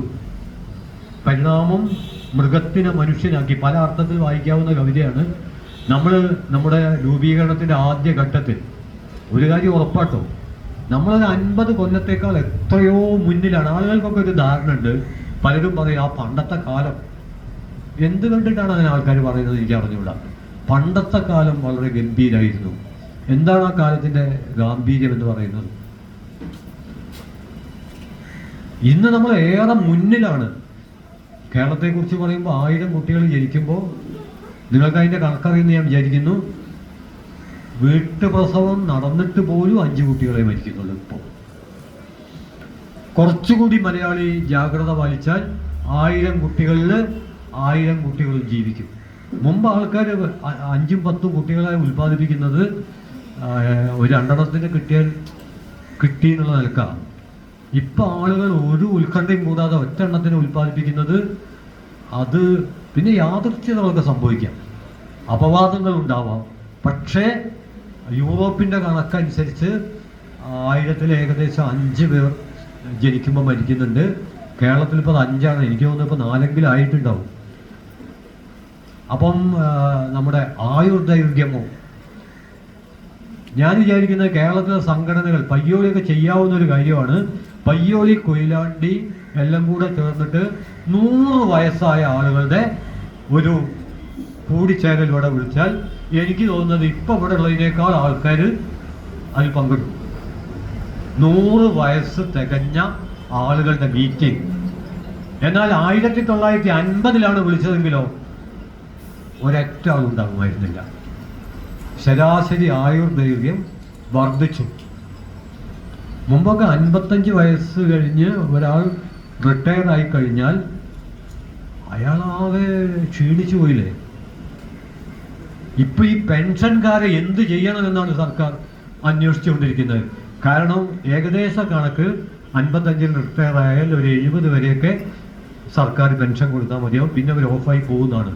ഇപ്പൊ 75, 80, 90. എന്താ ചെയ്യുക? വലിയ ബുദ്ധിമുട്ടാണ്. അതുകൊണ്ടാണ് സർക്കാർ ഇതിനെ ആലോചിക്കുന്നത്, ഇവരെന്ത് ചെയ്യണം, വെച്ച് പൊറപ്പിക്കണോ. പിന്നെ മാത്രമല്ല, പല സ്ഥലത്തെ പീഡനങ്ങളിലൊക്കെ പ്രതികളായിട്ട് വരുന്നത് 70, 75 കഴിഞ്ഞ ആൾക്കാരാണ്. 25, 30 ഒക്കെ ഉള്ള കുട്ടികൾ വളരെ ഉയർന്ന ജനായത്ത ബോധ്യം പുലർത്തുമ്പോൾ അപകടകാരികളായി മാറുന്നത് 60, 70 ആയുള്ള ആൾക്കാരാണ്. അപ്പം ഇനി ഈ കക്ഷികൾ എന്ത് ചെയ്യണം എന്നുള്ളത് ആ സാംസ്കാരിക സംഘടനകൾ. അതുകൊണ്ട് അത്തരക്കാരുടെ കൂട്ടായ്മ ഇനി ഇവിടെ വിളിച്ചു കൂട്ടണം. എന്നിട്ട് അവരോട് പറയണം, മറ്റുള്ളവരെ അങ്ങനെ കുറച്ചധികം ജീവിതം, ആയുസ്, സാമൂഹ്യ മൂല്യങ്ങളുടെ ഭാഗമായിട്ട് കിട്ടിയതാണ്, ആ മൂല്യത്തിന് മുറിവേൽപ്പിക്കുന്ന തരത്തിൽ ഈ ആയുസ് ഉപയോഗിക്കരുത് എന്ന് അവർക്കും ഒരു ബോധവൽക്കരണം ആവശ്യമായി തീരും. എന്നെയൊക്കെ ആ മീറ്റിങ്ങിൽ വിളിക്കാവുന്ന ആളാണ്. അങ്ങനെ എല്ലാവരെയും വിളിച്ചിട്ട് ചെയ്യേണ്ട ഒരു കാര്യമാണ്. അപ്പോൾ ഞാൻ പറഞ്ഞു വരുന്നത് സൗഹൃദമാണ്. അതാണ് നമ്മുടെ ഈ സമ്മേളനം. അതുകൊണ്ട് ഇപ്പം നമ്മളിപ്പോൾ നാട്ടിലൊക്കെ കുടുംബ സമ്മേളനമുണ്ട്. ഇവിടെ ഒന്നും ഉണ്ടാവില്ല എന്ന് തോന്നുന്നു, തിക്കോടിയൊന്നും ഉണ്ടാവില്ല. കുറച്ച് പ്രോഗ്രസീവായിട്ട് നമ്മളെ പയ്യോളി പുലിയും അടുത്ത കുറേ സംവാദവും ഒക്കെയുള്ള സ്ഥലമായതുകൊണ്ട് ഇവിടെ ഉണ്ടാവില്ല എന്ന് ഞാൻ വിചാരിക്കുന്നു. ചില സ്ഥലത്തൊക്കെ തറവാട്ട് സംഗമങ്ങൾ എന്ന് പറഞ്ഞിട്ടൊരു ഏർപ്പാടുണ്ട്. അത് നിർവാഹമില്ലെങ്കിൽ അത് നടത്തട്ടെ. പക്ഷേ നടത്തുമ്പോൾ നമ്മൾ എന്ത് ചെയ്യണം? തൊട്ടടുത്തുള്ള വീട്ടുകാരെ വിളിക്കണം, ജാതി, മതം, കുടുംബ ബന്ധം പരിഗണിക്കാതെ. നമ്മോടൊപ്പം തൊഴിൽ ചെയ്തവരിൽ നമ്മുടെ സുഹൃത്തുക്കളെ വിളിക്കണം, ജാതി മതം പരിഗണിക്കാതെ. അങ്ങനെയാകുമ്പോൾ അതിന് കുറച്ചുകൂടി ഒരു വിസ്തൃതിയുണ്ട്. മറ്റത് വെറും കുടുംബക്കാർ മാത്രം ഒത്തുചേർന്നാൽ, ഇതുപോലെ എല്ലാ കുടുംബക്കാരും ഒത്തുചേർന്നാൽ പിന്നെ ഇതുപോലുള്ള കൂട്ടായ്മകളുടെയൊക്കെ പ്രസക്തി എന്താ? കേരളം കുടുംബക്കാരുടെ, കേരളം മലയാളികളുടെ മാതൃഭൂമി എന്നത് മാറ്റിയിട്ട് കേരളം തറവാട്ടുകാരുടെ മാതൃഭൂമി എന്ന് പറയേണ്ടി വരും. ഇടശ്ശേരി പറയുന്നുണ്ട്, ഈ തറവാടിത്ത ഘോഷണത്തെ പോലെ ഇത്ര വൃത്തികെട്ട് മറ്റൊന്നുമില്ല ഊഴി. ഭൂമിയിൽ നല്ല ഇടശ്ശേരി ഉപയോഗിച്ച വാക്ക് ഊഴി എന്നാണ്. ഊഴി വെറും ഭൂമിയല്ല. നമ്മുടെ കണ്ണീരും വേർപ്പൊക്കെ വീണ് രൂപാന്തരപ്പെട്ട മനുഷ്യന്റെ അധ്വാന പ്രവർത്തനത്തിന്റെ ഭാഗമായി മാനവികതയെ ആർജിച്ച ഭൂമിയെയാണ് ഊഴി എന്ന് വിളിക്കുന്നത്. അതായത് കക്ഷി നമ്മുടെ ബന്ധുവാണ്, സുഹൃത്താണ്, മണ്ണ് നമ്മുടെ സുഹൃത്താണ്. ഇപ്പം കണ്ണിൽ കരട് പോയാൽ, കണ്ണിൽ കോല് കുത്തിയാൽ വീട്ടിലൊക്കെ പണ്ട് ചെറുപ്പത്തിലേ പറയാറുള്ളത് എന്താ? പച്ചപ്പിലേക്ക് നോക്കാനാണ്. കണ്ണിൽ എന്തെങ്കിലും ചെറിയ പ്രയാസമൊക്കെ ഉണ്ടെങ്കിൽ പച്ചപ്പിലേക്ക് നോക്കാൻ പറയും. പച്ചപ്പ് നമ്മുടെ സുഹൃത്താണ്, ബന്ധുവാണ്. അതുപോലെ തന്നെ കുട്ടികളും മുതിർന്നവരും ഒക്കെ ഭക്ഷണം കഴിക്കുമ്പോൾ തരിപ്പ് പോയാൽ വല്ലാത്തൊരു അനുഭവമാണ് ഇവിടെ കൂടി എല്ലാവർക്കും ഉണ്ടായിട്ടുണ്ടാവും. കാരണം കുറച്ച് വേഗത്തിൽ ഭക്ഷണം കഴിക്കുമ്പോൾ അനിവാര്യമായും സംഭവിക്കാവുന്ന ഒന്നാണ്. വളരെ പതുക്കെ സാവകാശം കഴിച്ചാൽ ഒഴിവാക്കാവുന്നതാണ്. പക്ഷേ ചിലപ്പോൾ നമുക്ക് വേണ്ടി വരും. അപ്പം നമ്മൾ എന്താ പറയുക? ആരോ പറയാണ് നമ്മളെപ്പറ്റി. ആ സാമൂഹികത പ്രവർത്തിക്കുന്ന രീതിയാണ്. നമ്മൾ തുമ്മുന്നു, അപ്പോഴും കാക്ക കരയുന്നു. അപ്പം നമ്മൾ എന്താ പറഞ്ഞത്? വിരുന്നുകാർ വരാനുണ്ട്. എല്ലാം നമ്മുടെ ബന്ധുക്കളാണ്. പച്ചപ്പ്, ചവിട്ടി നിൽക്കുന്ന ബന്ധു, കരയുന്ന കാക്ക, പൂച്ച. ഇനി ഒരു കിളിയുണ്ട്, അതിനങ്ങനെ അധികം കാണാൻ കിട്ടില്ല എന്ന് പറയാം, റോഹാങ്കിളി. അതിങ്ങനെ വരഞ്ഞാൽ മരണം വരാനായി. പരിസരത്തെങ്ങാനും ഒരു മരണമുണ്ട് എന്ന് പറഞ്ഞാൽ കിളികളും മൃഗങ്ങളും തുമ്മലും തരിപ്പ് പോലും എല്ലാം ബന്ധത്തെയാണ് അടയാളപ്പെടുത്തുന്നത്. അപ്പൊ ആ ഒരു സൗഹൃദ ബന്ധമാണ്. ഈ കാക്കക്ക് ജാതിയോ മതമായിട്ടുണ്ട്. തുമ്മലിന് എന്തെങ്കിലും ഹിന്ദു തുമ്മൽ, മുസ്ലിം തുമ്മൽ. ഹിന്ദു തുമ്മലിന് എന്തോ വലിയ ഗുണമുണ്ടാവും, മുസ്ലിം തുമ്മലിന് കുഴപ്പം, അങ്ങനെയൊന്നുമില്ല. തുമ്മൽ തുമ്മൽ തന്നെ. പക്ഷേ അത് നമ്മൾ വെറും തുമ്മലായിട്ടല്ല, അത് ആരോ നമ്മളെക്കുറിച്ച് പറയാണ്. ആരോ നമ്മളെക്കുറിച്ച് പറയാണ് എന്നുള്ളതിന് നമ്മളും മറ്റു പലരെക്കുറിച്ചും പറഞ്ഞുകൊണ്ടിരിക്കുകയാണ്. അപ്പം ഞാൻ പറഞ്ഞു വരുന്നതിൻ്റെ ചുരുക്കം, സൗഹൃദ ബന്ധമാണ്. ജാതി ഉണ്ടാവാം, മതം ഉണ്ടാവാം, തൊഴിലുണ്ടാവാം, കുടുംബ ബന്ധം ഉണ്ടാവാം, പല താല്പര്യങ്ങൾ ഉണ്ടാവാം. പക്ഷേ എല്ലാ ബന്ധങ്ങളുടെയും നേതൃത്വമായിരിക്കേണ്ടത് സൗഹൃദ ബന്ധമാണ്.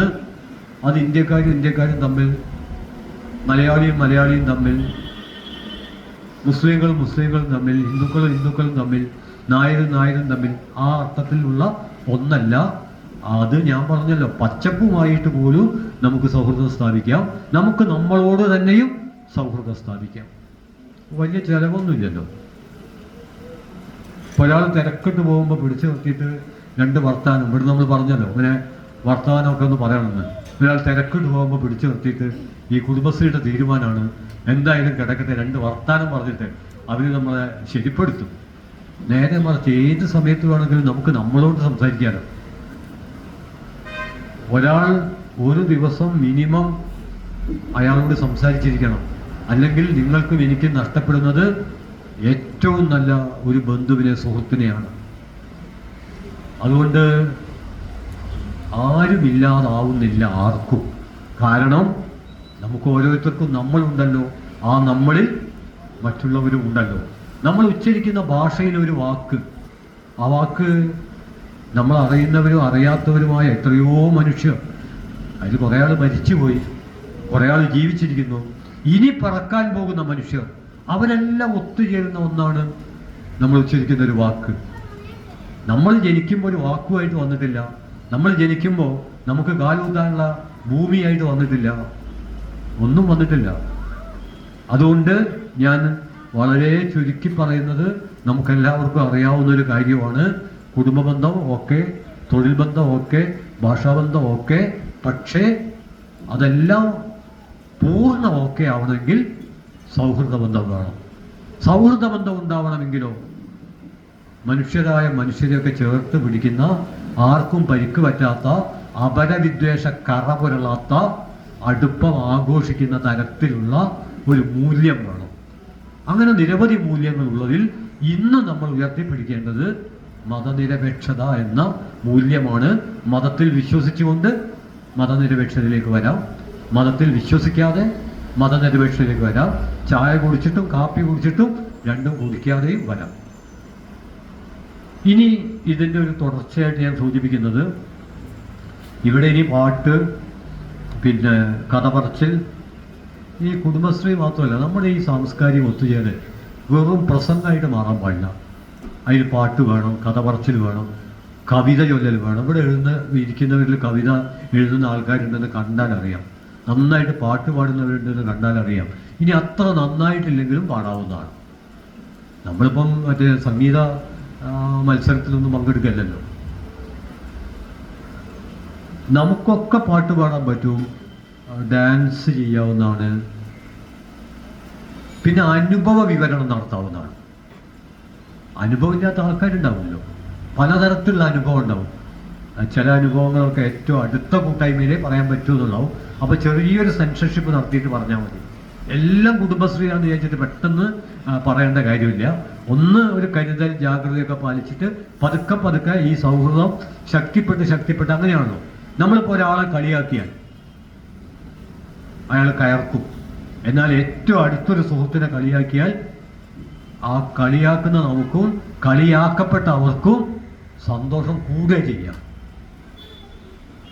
അങ്ങനെയുള്ള അനുഭവം ഇല്ലേ?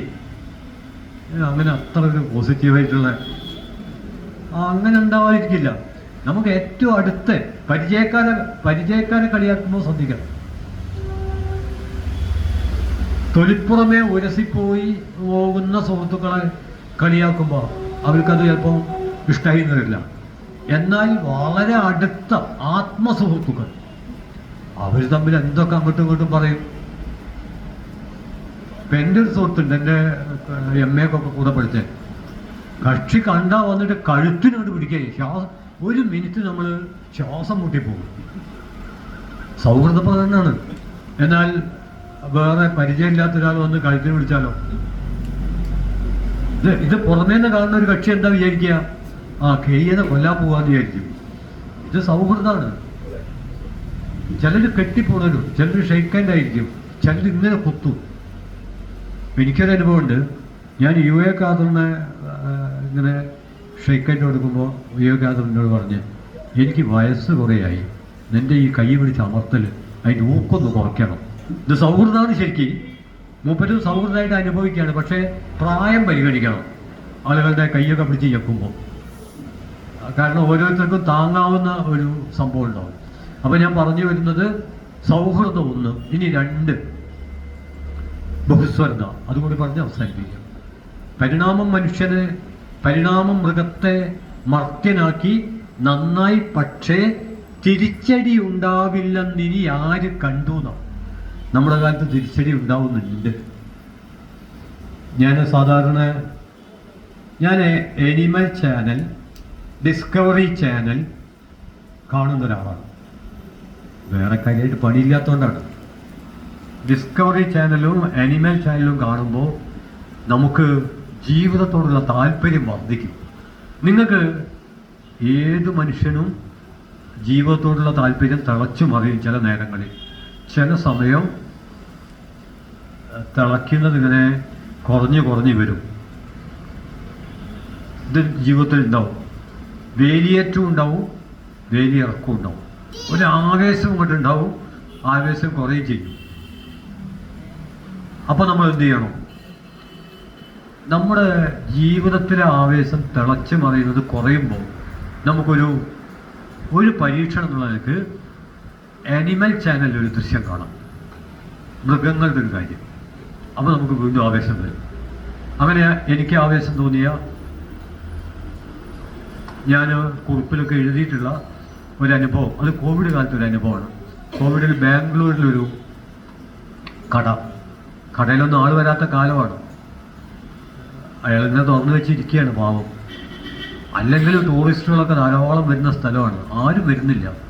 അങ്ങനെ ഇരിക്കുമ്പോൾ ഒരു മാന് വരുന്നു. അപ്പം നിങ്ങൾ ശ്രദ്ധിച്ചിട്ടുണ്ടാവും, മയിലും മാനും ഏകദേശം ആട്ടുകുട്ടി പശുക്കുട്ടിയൊക്കെ പോലെ നമ്മളെ വീട്ടിലും നാട്ടിലൊക്കെ പരിചയമായി കഴിഞ്ഞിട്ടുണ്ട്.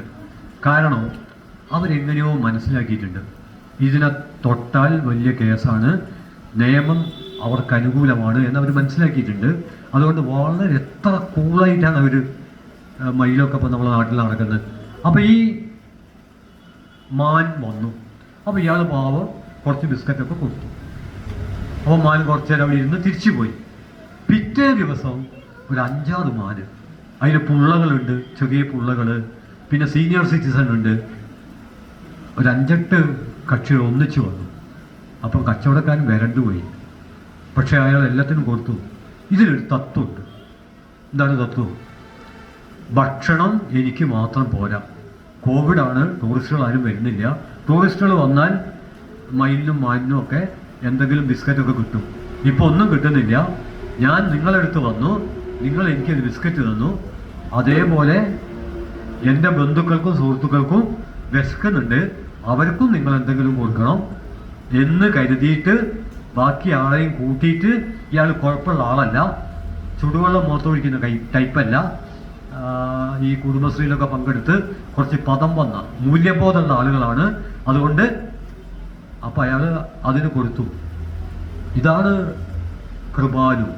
അപ്പം ആ ജന്തു കാണിച്ചിട്ടുള്ള ആ ഒരു, അപ്പം അത് കാണുമ്പോൾ നമുക്ക് പരിണാമം മൃഗത്തെ മർത്യനാക്കി നന്നായി, പക്ഷേ തിരിച്ചടി ഉണ്ടാവില്ലെന്ന് ഇനി ആര് കണ്ടു? അവിടെയാണ് മധു ഒരു പിടിയരി, ഒരു പിടിയരി ജീവിക്കാൻ. അതിൻ്റെ പേരിലാണ് നാട്ടുകാർ എന്ന് പറയപ്പെടുന്ന പരമബോധന്മാർ ക്യൂ നിന്ന് അടിച്ചു പോകുന്നത്. കോടികൾ പൊതുഖജാനാവിൽ നിന്ന് കട്ടുമുടിക്കുന്നവർ, അവരെയാണ് ജനങ്ങൾ ക്യൂ നിന്ന് സല്യൂട്ട് ചെയ്യുന്നത്. ഒരു സിനിമാ താരമായാൽ മതി, പിന്നെ ഒന്നും നോട്ടമില്ല, അവരെ നമ്മൾ ആദരിക്കുകയാണ്. അതേസമയം വിശന്ന് പൊരിഞ്ഞിട്ട് ഒരു പിടിയായി അയാളെ അടിച്ചു കൊന്നു. എന്നാൽ ഇവിടെ ഈ ജന്തു കാണിച്ചതോ, മധു ഇവിടുന്ന് ഒരു പിടി അരി എടുത്തിട്ട് പിന്നെ ഇതുപോലുള്ള എല്ലാ ആളുകളെയും സംഘടിപ്പിച്ച് ആ പീടിയെന്ന് ഒരിയാൾക്ക് അരി കൊണ്ടുപോകല്ല ചെയ്തത്. എന്നാൽ ഇവിടെ സംഭവിച്ചത് അതാണ്, മറ്റ് ജന്തുക്കളൊക്കെ കൂടി വരികയാണ്. അപ്പോൾ ആ ഒരു ജന്തു നമ്മളെ ആവേശം കൊള്ളിക്കും. അപ്പോൾ ഞാൻ രണ്ടാമതായിട്ട് ചൂണ്ടിക്കാണിക്കുന്നത്, നമ്മൾ ഈ ബഹുസ്വരത പറയുമ്പോൾ മനുഷ്യ ജീവിതത്തിലെ ബഹുസ്വരതയെക്കുറിച്ച് മാത്രം ആലോചിച്ചാൽ പോരാ. നമ്മൾ ജന്തുക്കളിലെ ബഹുസ്വരത, സസ്യങ്ങളിലെ ബഹുസ്വരത, ചവിട്ടുന്ന മൺതരിയിലെ ബഹുസ്വരത, ഇതൊക്കെ ചുറ്റുമുള്ള ശബ്ദങ്ങളിലെ ബഹുസ്വരത, ട്രെയിൻ പോകുമ്പോഴുള്ള ശബ്ദം, ബസ് പോകുമ്പോൾ, ആംബുലൻസ് പോകുമ്പോഴുള്ള ശബ്ദം, ഇതൊക്കെ നമ്മൾ പരിഗണിക്കേണ്ടതുണ്ട്. അതിൻ്റെ ഭാഗമായിട്ട് ഞാനൊരു ഉദാഹരണം പറഞ്ഞ് അവസാനിപ്പിക്കാം. അത് മറ്റൊന്നുമല്ല, ഈ ഭക്ഷണത്തെക്കുറിച്ച് പറയുമ്പോൾ നമ്മൾ ഇതൊരു വളരെ പ്രശസ്തമായുള്ള ഒരു സ്ത്രീപക്ഷ പുസ്തകത്തിലെ ഒരാശയമാണ്. മകളെ ഒരു മനുഷ്യവാദി, ഫെമിനിസ്റ്റ് എന്നുള്ളതിന് മനുഷ്യവാദി എന്ന വിവർത്തനമാണ് നല്ലതെന്ന് ഞാൻ വിചാരിക്കുന്നു. എൻ്റെ മകളെ ഒരു മനുഷ്യവാദിയായിട്ട് വളർത്തണം.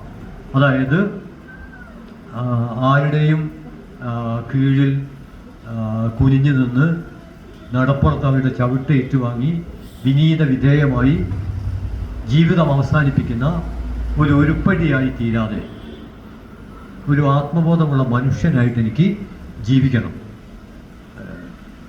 ഖമറുദ്ദീൻ ആമയത്തിൻ്റെ ഒരു കവിത ഉണ്ട്, കയറ്റിറക്കം എന്നാണ് ആ കവിതയുടെ പേര്. ആ കവിത എങ്ങനെയാണ്? പഠിക്കുന്ന കാലത്ത് ഞാൻ സ്ത്രീധന വിരുദ്ധനായിരുന്നു. പഠിക്കുന്ന കാലത്ത് ഞാൻ സ്ത്രീധന വിരുദ്ധനായിരുന്നു. കല്യാണം വന്നപ്പോൾ സ്ത്രീധന വിരുദ്ധനായി. മകളുടെ കല്യാണം വന്നപ്പോൾ ഞാൻ സ്ത്രീധന വിരുദ്ധനായി. മകൻ്റെ കല്യാണം വന്നപ്പോൾ ഞാൻ സ്ത്രീധന വിരുദ്ധനായി. ഇതിനെയാണ് ജീവിതത്തിലെ കയറ്റിറക്കം എന്ന് പറയുന്നത്. കയറ്റിറക്കം എന്ന കവിതയുടെ പേര്. അപ്പം ഞാൻ പറഞ്ഞു വരുന്നത് മനുഷ്യൻ തന്നെയാണ്, ധനം എന്ന് ഞാൻ പറയുന്നില്ല, ആ വാക്കത്ര സൂക്ഷ്മമെന്ന് ഞാൻ വിചാരിക്കുന്നില്ല. മനുഷ്യൻ തന്നെയാണ് ആവിഷ്കാരം. ആൺമനുഷ്യർ, പെൺമനുഷ്യർ, ട്രാൻസ് മനുഷ്യർ എല്ലാവരും ആവിഷ്കാരമാണ്. ആ നിലക്ക് കാണണം. അപ്പോൾ അങ്ങനെയുള്ളൊരു പുസ്തകമാണ്. ആ പുസ്തകത്തിൽ തൻ്റെ മകളെ ഒരു മനുഷ്യപക്ഷപാതിയായി വളർത്താൻ ആഗ്രഹിക്കുന്നു. അതിന് ഞാൻ എന്തൊക്കെ ചെയ്യണം എന്ന് ചോദിക്കുകയാണ് ഒരു സുഹൃത്ത് മറ്റൊരു സുഹൃത്തിനോട്. ആ സുഹൃത്ത് 15 നിർദ്ദേശങ്ങൾ, അതിലൊരു നിർദ്ദേശമാണ്. ആ നിർദ്ദേശം പറഞ്ഞ് ഞാൻ അവസാനിപ്പിക്കുകയാണ്. ആ നിർദ്ദേശം എങ്ങനെയാണ്? അമ്മയും മകളും തമ്മിലുള്ള സംഭാഷണമാണ്. അമ്മ പറഞ്ഞു, മകളെ, എനിക്ക് പായസം നല്ല ഇഷ്ടമാണ്. അപ്പം ഇവിടെ ഞാൻ ഒന്ന് നോക്കാം. അപ്പം ചായയൊക്കെ കുടിച്ചിട്ടേ ഉള്ളൂ. ഇനി ഒരു ഗ്ലാസ്സിൽ ഇങ്ങനെ ഒരാൾ വരികയാണ്, ഇപ്പം കുടിച്ചതേ ഉള്ളൂ, ചായ വേണ്ട, ഇങ്ങനെ കാണും. അല്ല, പായസമാണ്. ആ കയ്യൻ എങ്ങനെ നാ വന്നോട്ടെ എന്നുള്ള അർത്ഥത്തിൽ പായസം വന്നോട്ടെ എന്ന് പറയും. മിക്കവാറും എല്ലാവർക്കും പായസം ഇഷ്ടമാണ്. അപ്പം കുട്ടിയും പറഞ്ഞു, അമ്മക്ക് മാത്രമല്ല എനിക്കും ഇഷ്ടമാണല്ലോ പായസം. പിന്നെ കുട്ടി ഒന്നുകൂടി പറഞ്ഞു, പായസം എല്ലാവർക്കും ഇഷ്ടമാണല്ലോ, എന്തൊരു മധുരമാണ്. അപ്പം അമ്മ പറഞ്ഞു, പായസം ഇഷ്ടമില്ലാത്തവരും ഈ ലോകത്തുണ്ട്. അപ്പം മകൾ ചോദിച്ചു, എന്തുകൊണ്ടാണ്? അപ്പം അതിനമ്മ പറഞ്ഞ മറുപടി, ലോകം അങ്ങനെയാണ് മകളെ. അതാണ് ഭൂസ്വരത. ഓരോരുത്തർക്കും ഓരോ അഭിരുചിയായിരിക്കും. ആ അഭിരുചി ആദരിക്കപ്പെടേണ്ടതുണ്ട്. ഏതുവരെ മറ്റുള്ളവർക്ക് അപകടം ഉണ്ടാക്കാതെ ഇരുന്നാൽ. അതിൻ്റെ കൂടെ ഒന്നുകൂടി ചേർക്കണം, പരിഷ്കരണപരമായ നീതിക്ക് പരിക്കേൽപ്പിക്കാതിരുന്നാൽ. അത് ചരിത്രത്തിലുള്ളൊരു വളർച്ചയാണ്. അതിന് പരിക്കേൽപ്പിക്കാൻ പാടില്ല. ഈ 2 കാര്യങ്ങളുടെ അടിസ്ഥാനത്തിൽ ഇനി മൂന്നാമതൊരു കാര്യം കൂടെ ഞാൻ ചൂണ്ടിക്കാണിക്കാം. അത് ഈ അടുത്ത പത്രത്തിൽ വന്ന ഒരു ഇന്ത്യൻ വാർത്തയുണ്ട്, ഒരു പാലസ്തീൻ വാർത്തയുണ്ട്. സ്ഫോടനത്തിൽ 2 കൈയും നഷ്ടപ്പെട്ടൊരു കുട്ടിയുടെ ഫോട്ടോ നിങ്ങൾ കണ്ടിട്ടുണ്ടാവും. ഇനി ഞാൻ എങ്ങനെ എൻ്റെ ഉമ്മയെ ആശ്ലേഷിക്കും? അതൊരു ചോദ്യമാണ്. 2 കൈയും നഷ്ടപ്പെട്ടൊരു കുട്ടി. ഈ പാലസ്തീൻ എന്നൊരു വലിയ മുറിവാണ്, ഗസ വലിയ മുറിവാണ്. അവിടുത്തെ ഒരു പാചകത്തെക്കുറിച്ചുള്ള ഒരു കുറിപ്പിൽ ഞാൻ വായിച്ചത്, അവിടുത്തെ പായസം നല്ല എരിവുള്ള പായസം. കേരളത്തിൽ ഞാൻ അത്തരം പായസം കുടിച്ചിട്ടില്ല. സൂപ്പർ പായസം. അതിൻ്റെ വിവരണം കേട്ടപ്പോൾ തന്നെ ഇവിടുത്തെ ഈ മധുരമുള്ള പായസമൊക്കെ എന്ത് പായസം തോന്നിപ്പോയി എന്ന് വിചാരിച്ച് ഇനി അത് കുടിക്കില്ല എന്നൊന്നുമില്ല. പക്ഷേ എരിവുള്ള പായസം. അപ്പം ഞാനിങ്ങനെ ആലോചിച്ചു, അവൻ എന്തുകൊണ്ടായിരിക്കും എരിവുള്ള പായസം ഉണ്ടാക്കുന്നത്? ചോരയും കണ്ണീരും ഗദ്ഗതങ്ങളും സങ്കടങ്ങളും എല്ലാം കൂടിച്ചേർന്ന വീർപ്പ് മുട്ടുന്നൊരു ജീവിതം. ആ ജീവിതത്തിൽ അവർക്ക് രുചി നൽകാൻ ആ എരിവിന് കഴിയുന്നുണ്ടാവണം.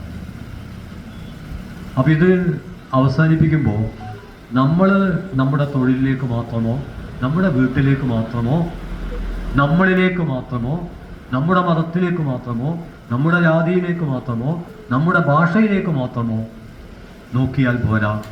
മറിച്ച് നമ്മൾ മനുഷ്യർ എന്ന അർത്ഥത്തിൽ എവിടെ മനുഷ്യൻ? ചങ്ങല കൈകളിൽ അങ്ങനെ കയ്യുകൾ നൊന്തിയിടുകയാണ്.